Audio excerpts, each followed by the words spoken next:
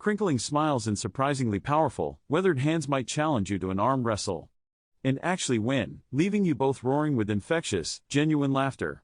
Picture a community where the confusing, heartbreaking fog of dementia is shockingly, almost unbelievably rare, and where the joyous celebration of blowing out the candles on a 100th birthday cake is a common, sun-filled afternoon event, not a once-in-a-lifetime miracle. This isn't some far-fetched fantasy or a beautifully crafted scene from a Hollywood movie. It is the everyday, observable reality in a remote, beautiful part of Japan. Their powerful secret to this incredible longevity and astonishing strength has absolutely nothing to do with expensive, high-tech gyms, complicated biohacking gadgets, or miracle pills concocted in a sterile, impersonal lab. It's a way of life, a philosophy woven so deeply into the very fabric of their culture that it has been their steadfast anchor for centuries. It's a perspective that takes everything we in the modern world think we know about aging, everything we've been taught to fear and dread about getting older, and turns it completely, inspiringly on its head.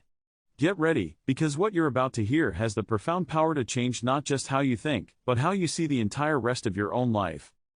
In the West, we often view aging as a one-way street, a relentless and grim march towards inevitable decline. It's painted as a slow, sad journey into becoming frail, battling an ever-growing list of chronic sicknesses, and watching our precious energy and vitality drain away like sand through our fingers. We're culturally conditioned, almost from birth, to think of our 70s as a time to significantly slow down, to retreat from the world. Our 80s are framed as a time when we'll likely become a burden, needing to depend on others for even the most basic daily needs. It's a bleak story of loss, of diminishment, of becoming less than we once were. But thousands of miles away, in the small, unassuming villages of Okinawa, Japan, they're writing a totally different story, a story of profound resilience, infectious joy, and enduring, remarkable strength. Specifically, in places like Ogami, a rural community so extraordinary it has been nicknamed the Village of Longevity, life doesn't get smaller with age, it gets bigger, richer, and infinitely more meaningful. Here, the elderly are fiercely independent, deeply engaged in their bustling social circles, and physically active well into their 90s and even past the monumental century mark. They are not just present, they are the respected, cherished, beating heart of their community. So what is it about this small island community that allows its people to practically defy the biological clock? What ancient ideas are they practicing that grant them a physical strength and mental vitality many of us start to lose in our 50s and 60s? We're about to uncover the 4 core secrets that form the unshakable foundation of their extraordinary health. And you'll be shocked at how simple, how deeply intuitive, and yet how incredibly powerful they truly are. Secret number 1, the wisdom of the stomach. The first, and perhaps the most important secret, isn't just what they eat, but how they eat. It's a principle that governs their entire relationship with food, transforming it from a modern source of anxiety into an ancient source of vitality. Forget about the modern obsession with counting every single calorie, tracking macros on a smartphone app, or jumping on the latest, often punishing and unsustainable, fad diet. The absolute foundation of Okinawan health is a simple, 5-word, Confucian-inspired idea they still say is a blessing before every single meal, Hara Hachi Bu. This ancient phrase is a powerful, mindful reminder to stop eating when you're about 80% full. This isn't about self-deprivation or denial, it's about profound self-respect and being exquisitely in tune with your body's true, subtle signals. It takes our brains about 20 minutes to receive and register the "I'm full" message from our stomachs. By stopping at that gentle 80% mark, they give their bodies a crucial grace period to catch up, elegantly preventing the chronic overeating, uncomfortable bloating, and digestive stress that has become a painful epidemic in the modern world. The average daily calorie intake for an Okinawan elder is around 1,900 calories, a stark contrast to the 2,500 plus calories an American man often consumes without a second thought. This one single habit, practiced consistently over a lifetime, contributes to a naturally lower body weight, significantly less internal inflammation, and vastly reduced stress on their entire metabolism, day after day, year after year. It's a small, gentle act with a massive, cumulative impact on their health span. So, what are they filling that mindful 80% with? Their diet is overwhelmingly, beautifully, and colorfully plant-based. Their primary source of carbohydrates isn't processed bread, pasta, or white rice, it's the vibrant, antioxidant-rich purple sweet potato, a nutritional powerhouse packed with vitamins and fiber. They eat plenty of bitter melon, known locally as goya, a unique vegetable celebrated for its potent ability to help regulate blood sugar and keep their metabolism efficient. Their meals are also filled with a wide variety of soy products like hearty, protein-rich tofu and fermented, gut-healthy miso soup, both of which are strongly linked to improved heart health and lower rates of hormone-related cancers. Meat and fish aren't forbidden, but they're treated more like a flavorful garnish or a special, celebratory treat, enjoyed in small amounts only on specific occasions. This way of eating is naturally low in saturated fat and refined sugar, and incredibly high in the vitamins, minerals, and phytonutrients that help protect the body from chronic diseases like cancer and heart disease. They're not just eating for fuel, they're consciously and joyfully building a fortress of health from the inside out, one mindful, delicious meal at a time. Secret number 2, movement as a way of life. The second secret represents a complete and total paradigm shift in our approach to physical activity. In the West, we tend to compartmentalize exercise, putting it in a box labeled work or chore. We schedule it into our already packed calendars, we drive to a special building to do it, we endure a tough, sweaty, often grueling workout for an hour, and then we often spend the next 8, 10, or even 12 hours sitting nearly motionless at a desk, in a car, or on a couch. In Okinawa, movement is not an event you schedule, it's simply part of life. It's as natural and as necessary as breathing. In fact, their local dialect doesn't even have a word for retirement in the way we understand it as stopping work. There's only the concept of continuing a meaningful, active life, for as long as you possibly live. You won't find many Okinawan elders grunting in a CrossFit class or pounding the pavement training for marathons. That's not their way. Instead, their remarkable strength and agility come from constant, natural, low-intensity movement that's seamlessly and beautifully integrated into their day. A perfect example is that nearly every Okinawan centenarian has a garden. Tending to their vegetables every single day is a built-in, functional workout. It involves the deep bend to pull weeds, the full squat to plant new seeds, the satisfying reach for fresh herbs, and the steady walk to carry water, all movements that build real-world strength, improve lifelong flexibility, and maintain the critical sense of balance needed to prevent dangerous falls, which can be utterly devastating in old age. Furthermore, their homes are traditionally designed in a way that encourages constant, gentle, all-day movement. Traditional Japanese houses have very little furniture. Okinawans often eat, socialize, and relax while sitting on woven tatami mats on the floor. Just stop for a moment and think about the profound physical implications of that simple, cultural act. It means they are getting up from and down to the floor dozens and dozens of times, every single day of their lives. That simple, repeated motion is a fantastic, natural exercise for maintaining lower body and core strength, as well as crucial hip flexibility, and they do it without ever thinking of it as a workout.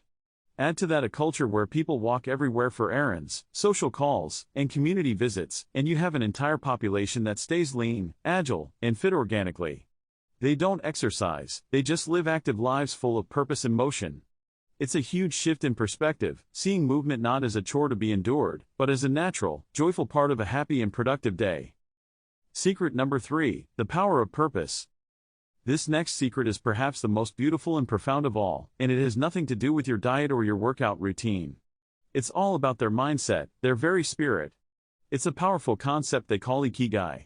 While there's no perfect, single-word translation in English, Ikigai essentially means your reason for being or, more poetically, the reason you joyfully get up in the morning.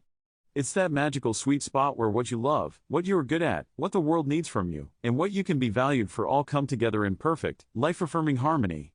It is the internal compass that guides your life and gives it unwavering direction and deep, personal meaning. In a world where so many of us tie our entire identity and sense of self-worth to our job title, the Western idea of retirement can trigger a deep existential crisis, a sudden and disorienting loss of purpose that leaves people feeling adrift. But in Okinawa, Ikigai is for life. It evolves and changes with the seasons of your life, but it never, ever ends. For a 102-year-old man who can no longer go out to sea to fish as he did for 80 years, his Ikigai might now be found in lovingly crafting traditional straw sandals for the children in his village, his hands still skilled and his heart still full of contribution. For a 98-year-old great-grandmother, it might be as simple and as vital as tending to her small garden to share her vegetables with neighbors, or being the revered keeper of her family's stories and oral history, ensuring their legacy lives on. Your Ikigai doesn't have to be some grand, world-changing mission that earns you fame or fortune. It just has to be uniquely and authentically yours, something that fills your day with a sense of quiet, powerful meaning. This deeply held sense of purpose has a real, measurable, and powerful effect on their physical health. Numerous studies have now shown that having a strong Ikigai is linked to a lower risk of dying from all causes, particularly from cardiovascular disease and stroke. It provides people with a deep well of resilience, a psychological armor that helps them handle life's inevitable challenges, tragedies, and losses without falling into despair or apathy. When you have a reason to get up, a meaningful contribution to make, and a valued role to fill within your community, you possess a powerful biological defense against the mental and physical decline that can so often accompany old age. The elders in Ogami aren't just living longer, they're living with a sense of worth, dignity, and quiet joy that fuels them every single day. Secret number 4, the unbreakable social fabric. The final secret is something our increasingly isolated, hyper-individualistic world desperately needs to relearn: the profound, life-sustaining power of a tight-knit community. In Okinawa, this principle is perfectly and beautifully captured in the tradition of the moai. A moai is a social support group, a small, hand-picked circle of friends, usually 5 or 6 people, who formally commit to being there for each other for their entire lives, through thick and thin, no matter what challenges arise. Often formed in childhood, these groups create an incredible, lifelong safety net of social, emotional, and even financial support. A moai isn't just a casual group of friends you see occasionally, it's a chosen family with a deep, unwavering sense of responsibility for one another's well-being. Moai members meet up regularly, often weekly, to chat over tea, share a meal, play games, or just share stories and support each other through whatever life throws at them. They are the keepers of each other's histories and the cheerleaders for each other's futures. If someone gets sick, their moai is there immediately to help with cooking, chores, and the simple, healing power of companionship. If someone faces unexpected financial trouble, the group might quietly pool their resources to help them get back on their feet without shame or judgment. This ancient system ensures that no one, especially the elderly, ever has to face hardship alone. It makes loneliness, that great plague of the modern age, virtually impossible. The health benefits of this deep social integration are absolutely enormous. Loneliness is a silent killer and a major public health risk, with some studies suggesting it can be as harmful to your physical health as smoking 15 cigarettes a day or being clinically obese. On the flip side, strong, consistent social connections are proven to reduce chronic stress, encourage healthy behaviors, and create a deep sense of security and belonging that is absolutely essential for mental and emotional well-being. In Ogami, community isn't just a nice idea, it's a daily practice. Neighbors actively look out for each other, vibrant local festivals bring everyone together across all generations, and elders are revered, respected, and woven into the fabric of daily life, not pushed to the sidelines in sterile, isolated facilities. They understand a basic human truth that many of us have forgotten: a long life isn't worth much if it's a lonely one. Their incredible longevity isn't just a personal achievement, it's a team effort, built on a foundation of mutual support, shared history, and shared joy.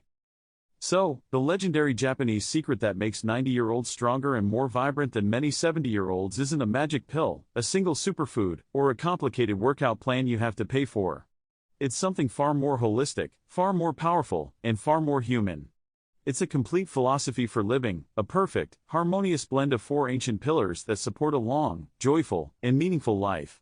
First, it's the profound wisdom of Hara Hachi Bu, feeding the body with whole, plant-rich, life-giving foods without the modern burden of overeating and the stress it causes. Second, it's the natural, effortless fitness that comes from a life of constant, gentle movement, where every daily task is an opportunity to build real-world strength, stability, and balance. Third, it's the deep, soul-sustaining sense of purpose that comes from Ikigai, which gives them a powerful reason to wake up each morning with authentic energy and joy, no matter their age. And finally, it's the unbreakable bond of the moai, a dedicated community that ensures no one ever has to walk their path alone, guaranteeing a life rich with connection, security, and mutual support. These aren't impossible, faraway dreams accessible only to a select few. They are simple, powerful, and deeply human ideas that any of us can begin to learn from and integrate into our own lives, no matter where we live or how old we are. They serve as a beautiful and urgent reminder that a long, healthy, vibrant life isn't about desperately fighting off old age with every new tool and trick. It's about gracefully embracing a lifestyle that brings the body, the mind, the spirit, and the community into perfect, beautiful, and sustainable harmony. What we've talked about today is so much more than just interesting trivia, it's a heartfelt invitation. It is an invitation to pause and look at your own life, your own routines, and to ask yourself, which of these profound secrets could you start weaving into your daily life, starting today? You don't have to pack your bags for Japan to begin this journey. You can start small, with a single, mindful step. Maybe it's paying closer attention at dinner tonight and putting your fork down just a little bit sooner, patiently and kindly listening for that 80% signal from your body. Maybe it's planting a few simple herbs on your windowsill to connect with a tiny piece of nature and to feel the joy of watching something grow under your care. Perhaps it's taking 10 quiet minutes, away from all distractions, to reflect on what truly makes you happy, what makes you feel useful, and finding a small way to do more of it this week. Or maybe, just maybe, it's picking up the phone to call that old friend you've been meaning to check in with, and intentionally starting to build and nurture your very own moai. We'll love to hear from you. Let us know in the comments below which of these 4 secrets resonated with you most, and tell us one small, concrete step you might take this week to live a little more like the amazing, inspiring elders of Okinawa. And if you found this journey as inspiring, please make sure to subscribe to the channel and hit that notification bell, so you don't miss our next deep dive into the world's greatest wisdom for a better, healthier, and happier life. I couldn't finish a single sentence. And I am not being remotely dramatic for effect, I am not exaggerating for the sake of this story. For 6 long, agonizing, and frankly terrifying months, my mind was just a thick, impenetrable, soupy fog. I'd be in the middle of a heartfelt conversation with a dear friend, trying to explain something that mattered deeply to me, or in the middle of composing a mission-critical email for work, or even just trying to follow my own train of thought, and the words would just crumble. They'd simply vanish into thin air, leaving a gaping, silent hole where a thought used to be. It was a deeply unnerving sensation, this intimate feeling that my own brain was actively betraying me, methodically severing connections right at the moment I needed them most. I felt like I was becoming a ghost in my own life, an increasingly transparent spectator watching myself fail to perform the simplest cognitive task that I had always taken for granted. The frustration was immense, a constant, boiling anger at my own mind, but underneath it all was a cold, creeping dread that coiled in the pit of my stomach. I was honestly on the verge of giving up, of just resigning myself to the grim, exhausting fact that this cloudy, confused, and muted state was my new, permanent normal. And then, right on the precipice of that despair, I tried something. One simple, specific change to what I was eating. And in just 4 days, the fog lifted. I don't mean it got a little better, or that things were a bit clearer, I mean it was gone. Obliterated. The difference was so profoundly night and day, so utterly unbelievable and transformative, I knew I had a moral obligation to share this. Before I reveal the specifics of what I did, I need you to truly understand the mental prison I was trapped in. Because real brain fog isn't just being a little tired or unfocused on a Monday morning. It is a crippling, persistent state of confusion, where your ability to concentrate evaporates into nothing, and your baseline mental energy is just completely bottomed out. For me, it crept in so subtly I almost didn't notice it at first. It manifested in small, seemingly insignificant, and easily dismissible ways. Forgetting a coworker's name for a fleeting, awkward second. Walking into a room and having absolutely no idea why I was there. Having to read the same paragraph in a report 4, 5, or even 6 times before the information would finally, grudgingly stick. I just brushed it all off as garden variety stress, or maybe the predictable consequence of one too many late nights burning the candle at both ends. But it was something more sinister, and it kept getting relentlessly, terrifyingly worse. Soon, the fog wasn't just a visitor, it became my constant companion, the very lens through which I experienced the world. Imagine trying to navigate your most basic thoughts through the thickest, coldest, most disorienting pea soup imaginable. That's what my head felt like every single minute of every single day. The most basic things started to feel like monumental efforts. Trying to follow the plot of a simple TV show felt like trying to solve an advanced calculus problem. At work, I was paralyzed by a quiet, constant terror. I'd stare at a spreadsheet I had built myself, a complex model I was once proud of, and the numbers would just dance and blur, refusing to make any sense. I lived with this constant, low-humming panic that someone would ask me a direct question I couldn't answer, and they'd all see it in my eyes, that blankness, that vacancy, the truth that my brain had just checked out. And my creativity? My sense of humor? It vanished without a trace. That was a part of my identity I always prided myself on. My wit, my ability to banter and connect with friends, it all just dissolved into the fog.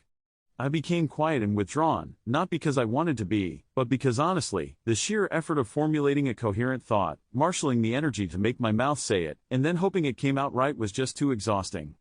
The shame was a heavy cloak I wore everywhere. Here I was, supposedly in the prime of my life, and I felt like my mind was aging at triple speed. I really did try everything to fix it. I drank gallons of water, convinced I must be chronically dehydrated. I enforced a strict 8-hour sleep schedule, turning down social events to protect it, only to wake up feeling just as cloudy as before.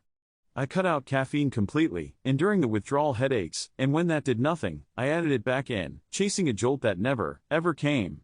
Nothing worked. The fog was still there, thick, suffocating, and immovable.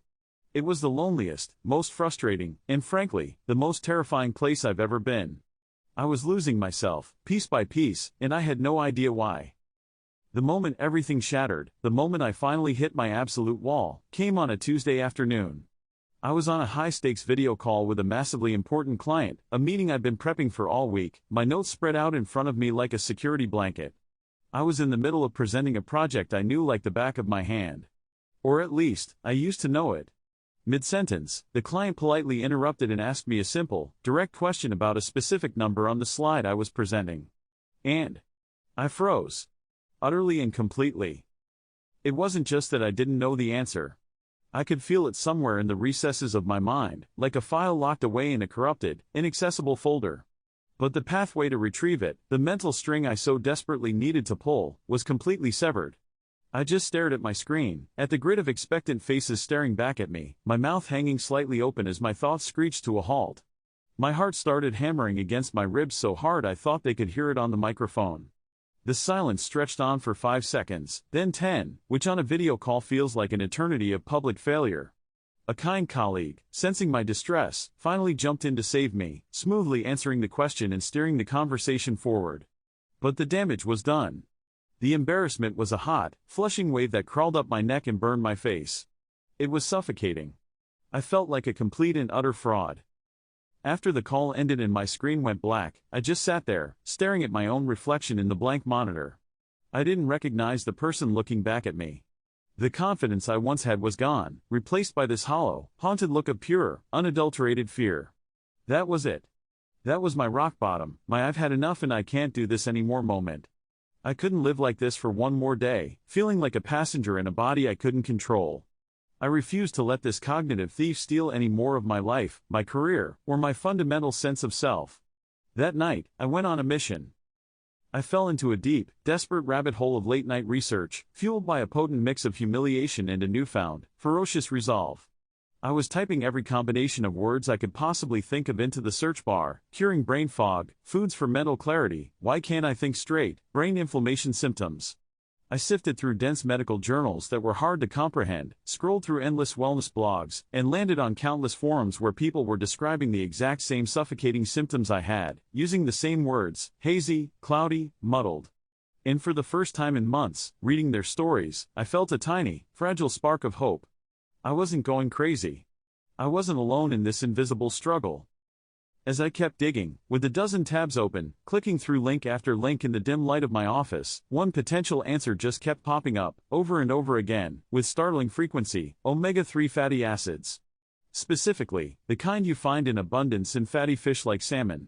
The science behind it was so intuitive it just clicked with a sense of profound rightness. It turns out our brains are incredibly fatty organs, composed of about 60% fat, and these fatty acids are critical for brain performance. A huge chunk of that is a specific omega-3 called DHA. DHA is literally the raw material used to build and maintain our brain cell membranes and nerve cells. Omega-3s also play a critical role in reducing inflammation throughout the body, and many experts link chronic, low-grade inflammation to the root causes of brain fog. They help support the very communication systems between our brain cells. I read that if you're not getting enough of these essential fats, your brain's core functions can genuinely suffer, leading directly to memory problems, poor concentration, and that fuzzy, exhausting thinking I knew all too well. Deficiencies in DHA are associated with learning deficits and cognitive decline. But the single most hopeful thing I found was that adding fatty fish back into your diet can directly support your brain health, and some studies mentioned that people with deficiencies could see and feel improvements relatively quickly. This wasn't some magic pill or a far-fetched, expensive cure. It was about giving my brain the basic, fundamental fuel it was so clearly starved of. I decided right then and there, in the quiet of the early morning hours, to do my own N-of-1 experiment. I was going to make one single, focused change. For the next 4 days, I was going to eat salmon every single day. Day 1 was straightforward. I went to the grocery store with a sense of purpose I hadn't felt in months and bought 4 beautiful fillets of wild-caught salmon, since some research suggests it can be higher in minerals like iron and potassium. That night, I baked the first fillet with just some lemon, dill, and a pinch of salt. It was delicious, a welcome change from the uninspired meals I'd been mindlessly consuming. But as the evening wore on, I didn't feel anything different. I went to bed that night feeling a confusing mix of stubborn hope and heavy, familiar skepticism. Was I really expecting a single piece of fish to fix what felt like a busted circuit breaker in my brain? It seemed absurdly, almost laughably simplistic. Day 2, I had another salmon fillet for lunch, this time flaked over a large salad. That afternoon at my desk, I thought I felt something. A tiny, almost imperceptible shift. The constant static that usually filled my head, that low-grade hum of confusion, seemed a little quieter, the volume turned down from a 10 to maybe an 8. For a fleeting moment, I had a clear thought without having to fight for it. But I immediately told myself not to get too excited. It could just be a placebo effect, a trick of the mind. My brain wanted a change so badly that it was probably just inventing one. I was still struggling to focus, still rereading the same sentences multiple times. I just had to trust the process and stick with the plan. Day 3 was the turning point. It was absolutely, profoundly, undeniably real. I woke up, and for the first time in what felt like a lifetime, I didn't feel like I was waking up into a thick cloud. There was a quiet space in my head, a stillness and clarity that I hadn't experienced in so long it felt foreign. It was like a physical weight had been lifted from my skull. I went to work, and I successfully drafted and sent a complex email that required pulling data from 3 different sources, without having to check my own sentences a dozen times. I sat through an hour-long meeting and followed the entire conversation from start to finish, even contributing a few insightful ideas that came to me effortlessly. I felt this rush of emotion so powerful it almost brought me to tears right there at my desk. It was like seeing the world in vibrant, sharp color after living in a faded, black-and-white photograph for half a year. Day 4 was the miracle. I woke up feeling sharp. Not just better, not just less foggy, but truly, genuinely sharp. The fog was gone. Completely and utterly vanished, as if it had never been there in the first place. I felt like myself again. My real self. My mind felt clean, fast, and agile. I was cracking jokes with my colleagues on our morning call, the punchlines landing perfectly. I was solving problems at work with a speed and confidence I thought I'd lost forever. My thoughts were clear, linear, and effortless. The world felt bright, accessible, and full of possibility again. It was the most unbelievable, profound transformation. This one food, this one simple change, had given me my mind back. In 4 days. The difference between my life before that experiment and my life after is simply staggering. Before, my brain felt like an old dial-up modem from the 90s, full of screeching static, painfully slow, and constantly struggling to connect. Now, it feels like high-speed fiber optic internet. The connection is instant, clear, and reliable. The constant, draining internal struggle to simply think is gone. I can learn new things with ease, I can remember small details from conversations hours later, and I can actually articulate what I'm thinking with precision and clarity. That low-grade, corrosive anxiety that came from constantly feeling incompetent has just evaporated, replaced by a quiet confidence I thought was gone forever. So what really happened in my brain? Simply put, I finally gave my brain the exact, critical nutrient it had been screaming for. Omega-3s are absolutely critical for optimal brain health. They are powerful anti-inflammatories, and growing evidence suggests chronic inflammation can contribute to cognitive issues. Omega-3s also help improve blood flow in the brain, getting more oxygen and crucial nutrients where they need to go most. Basically, by loading up on salmon, I sent in a team of firefighters to put out the inflammatory fire in my brain and a dedicated construction crew to help rebuild and reinforce the communication lines between my neurons.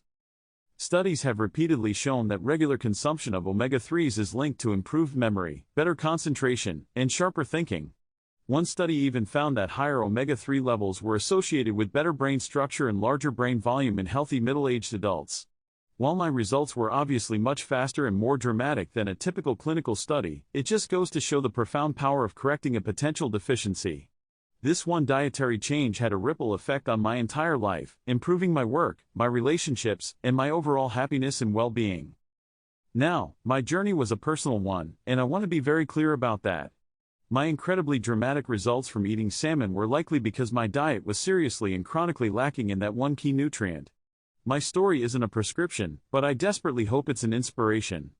Brain fog is real, it is debilitating, but it does not have to be your forever. It could be that, like me, you could benefit immensely from adding more omega-3 rich foods to your diet, like salmon, mackerel, herring, or sardines. For others, the answer might be different. Research also points to other powerful brain foods like blueberries, which are packed with brain-protecting antioxidants called flavonoids, or even avocados and eggs, which are rich in healthy fats and nutrients that support cognition. And sometimes, brain fog can be caused by a hidden food sensitivity, where eliminating a food like gluten or dairy can bring about huge relief. The key is to start listening to your body and be willing to become a curious investigator, a detective in your own health journey. If you are out there struggling in that mental cloudiness, I see you, I've been you, and I want you to know there's real hope. Start by looking at your plate. Take an honest inventory of what you're eating day in and day out. If this story resonated with you, do me a favor and hit that subscribe button, because I'll be sharing a lot more about my health journey and the things I'm learning along the way to reclaim my vitality. And now I really want to hear from you. Have you ever experienced that crippling brain fog? Have you found anything, a specific food, a habit, a supplement, that made a real, tangible difference for you? Share your story in the comments below. Let's build a community right here where we can support each other, share our experiences, and help each other find a little more clarity. Your story might be the one that helps someone else find their way out of the fog. Thanks for watching.